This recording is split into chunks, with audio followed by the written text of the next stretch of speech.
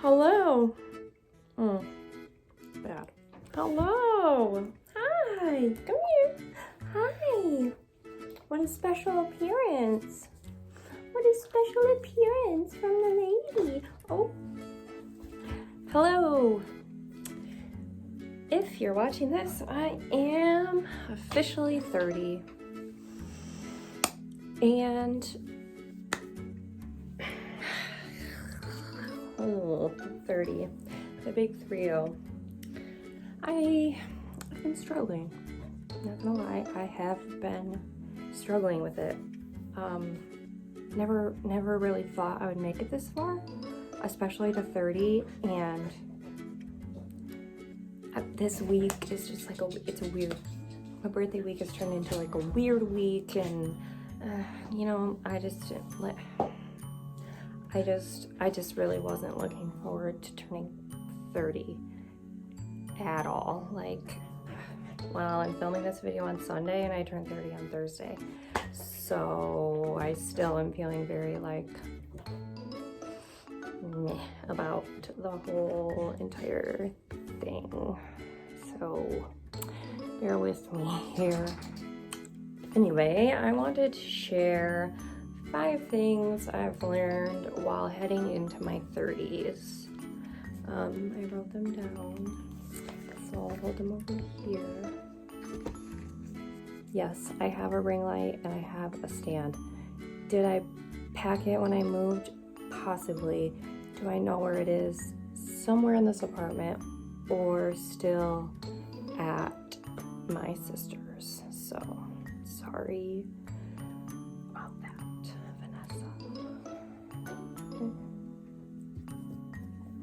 All right, so 5 things that I've learned while I am going into my 30s. Still sounds crazy when I say that I'm 30, like, okay.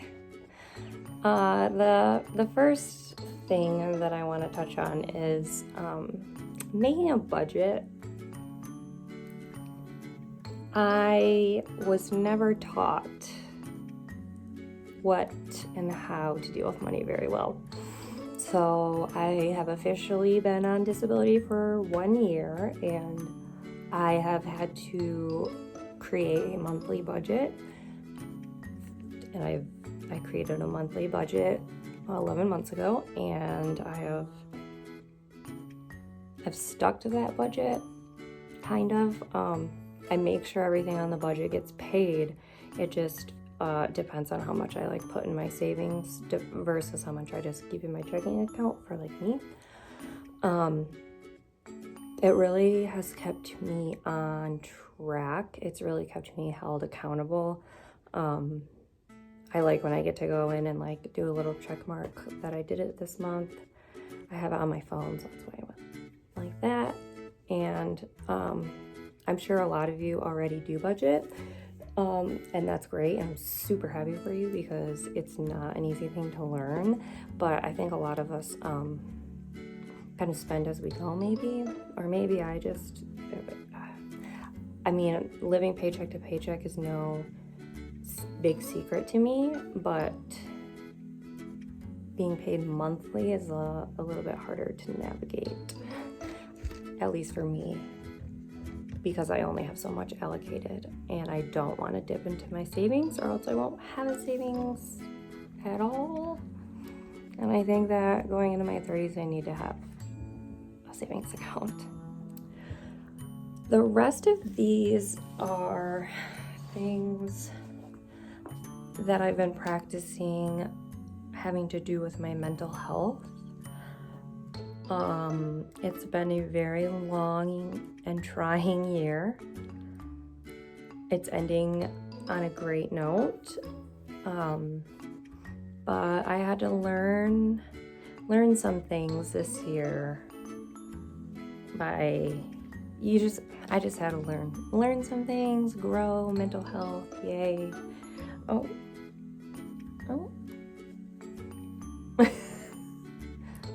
Can you say hello? Can you say hello? I am cute, but I will bite you.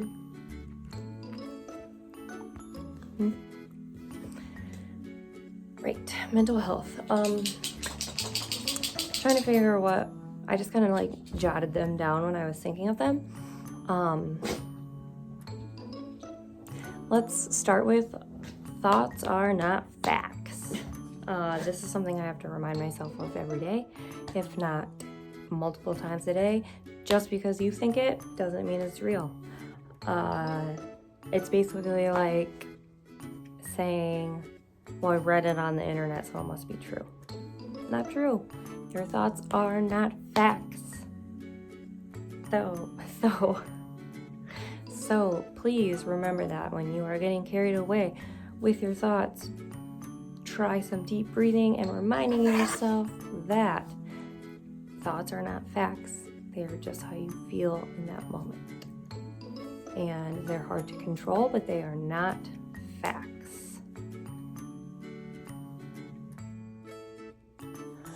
The second guy I want to talk about. This is the third. Okay, so first, make a budget and stick to it. Second, thoughts are not facts. So we're in for number 3, which is you are not a burden to those who choose to be in your corner. And what do I mean by that? So specifically for me, I have a really hard time because I feel like a burden to anybody in my life because I'm sick and they have to go around my schedule and things.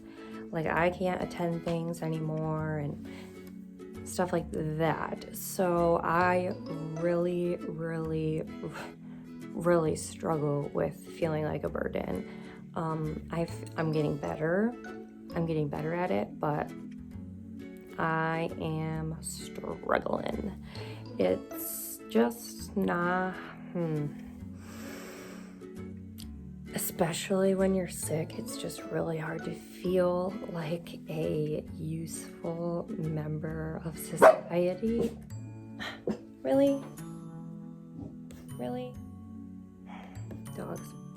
So yeah, you're not a burden. If people are sticking around, it's not because they feel sorry for you.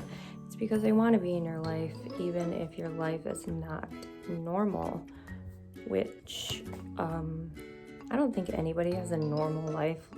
I don't even know what that would be, but when, you know what I'm saying. I live a disabled life, and it's very hard for me to not feel like I am dragging everyone down. So I'm really trying to be more mindful, and if I feel like that, sit with the emotion, but no, it's not a fact because it's just a thought. Ruben. It's gonna be really sad. Get over here, sir. Thank you. Fourth thing that I have learned going into my 30s. Can't believe I'm gonna be 30 and you guys are watching this. Well, actually I'm gonna upload it the night before my 30th birthday, so I'm almost 30. Real close. So number 4, I'm petting my dog down here. Number 4 is people are not going to change no matter what you do. You can do anything you want. You can be the best of the best of the best. You can have all the knowledge in the world, but you cannot change somebody if they do not want to change. No matter how hard you try, no matter what you do, if they are not down to change, nothing's going to change. And it's hard for me to resonate with that one because I don't love change, but I feel like I sometimes am a doormat, so like I'll switch to somebody's likings. I don't know if that's actually like a normal thing to do. It's like if you don't like something somebody else is doing, you either like don't do it or you figure it out. But As far as people go, like if you want somebody to change their behavior, you can tell them that, but they're not going to change their behavior until they want to. And a great example. So Sally and Bobby are together, right? And Sally and Bobby smoke cigarettes. So one day Sally decides that she doesn't want to smoke cigarettes anymore, so she stops smoking cigarettes, even though Bobby's still smoking. And then Bobby finally says, I don't want to smoke cigarettes either, so let's not smoke cigarettes together over here. Susie did not force it upon Bobby. She quit on her own, and then Bobby decided to change as well. So that's kind of what I mean when I say only you can change if you want to change. So this one, number five.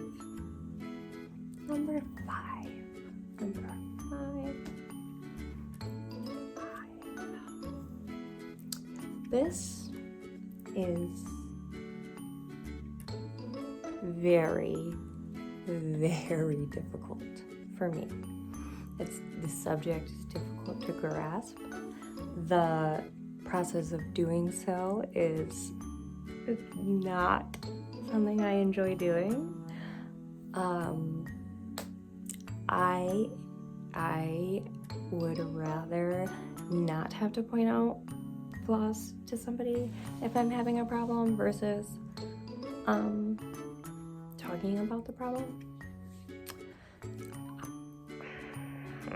I am disabled, and a lot of my people and my friends understand and kind of like cater to my needs when I am invited places.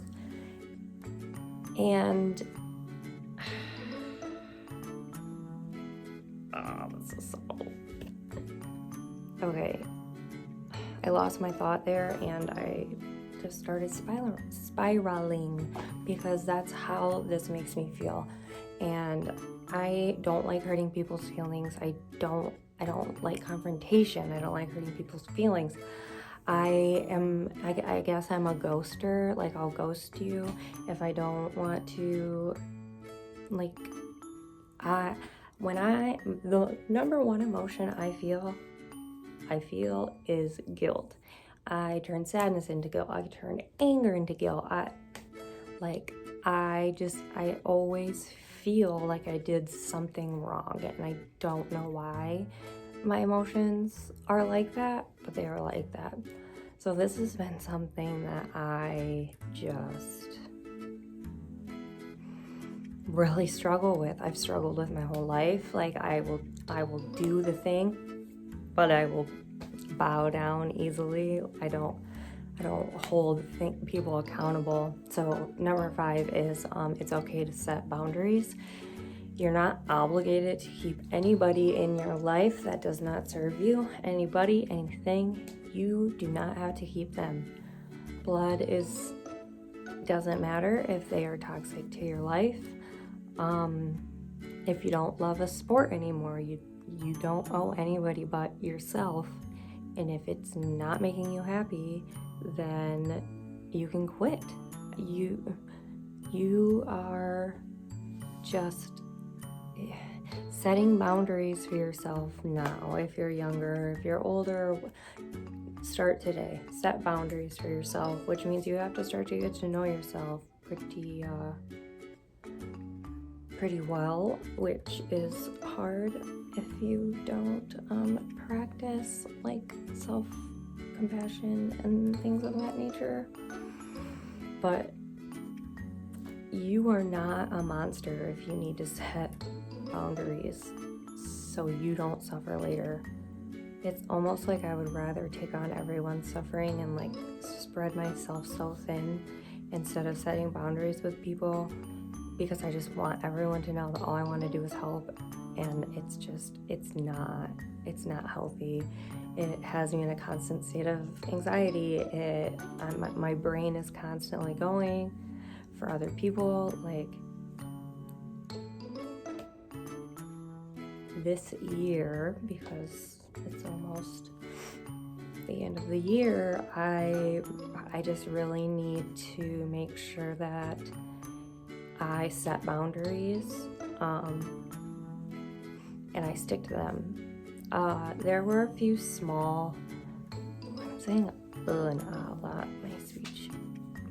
My public speaking teacher would not be proud.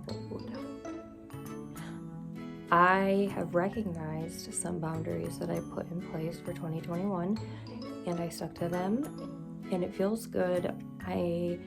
This week I've been having like a hard time seeing any of my accomplishments, but depression things. So I want to be better at setting boundaries and sticking to them, even if they're small things. Like I want to be more attentive to what drains my energy and what builds my energy, and I want to not have a problem setting boundaries with people in my life if it benefits me. Not saying that like there's just a car out there that drove by and the trunk was open.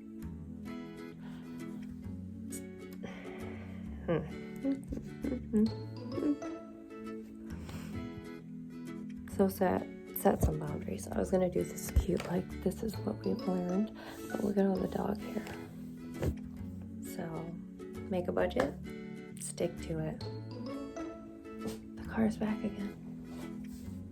I don't think they know that it's open. I don't know how to tell them. To quickly recap, the 5 things that I think are important heading into my 30s are making and sticking up to a budget. You can't make anyone change unless they want to change themselves. Thoughts are not facts. The things you think are not factual, are not all factual. 4, you are not a burden. I know I did these out of order. You are not a burden to people who choose to be in your life. If you are a burden to someone, they will try to get rid of you. They will do anything they can to get rid of you. And number 5, it's okay to set boundaries and cut toxicity out of your life, whether it be a family member, a friend, or a habit, or anything that doesn't serve you. You are not obligated to keep in your life. So yeah, I think this might be my last video that I uploaded this year. We'll see. This might be my last video that I upload this year. And if it's not, then take this precious moment away and I'll put it in that one. I don't think I really want to vlog at Christmas, and I don't think I'm doing anything for New Year's Eve, which wouldn't be edited by 2022 anyway. So we'll see. Well, I think right now, if you're watching this, my 29-year-old brain thinks this is my last video of 2021, but as you're watching this, my 30-year-old brain thinks that I'm going to do another video. So isn't that just great? Like, gotta love it. But yeah, so it's nice seeing you in 30 and potentially in 2022. Okay, bye.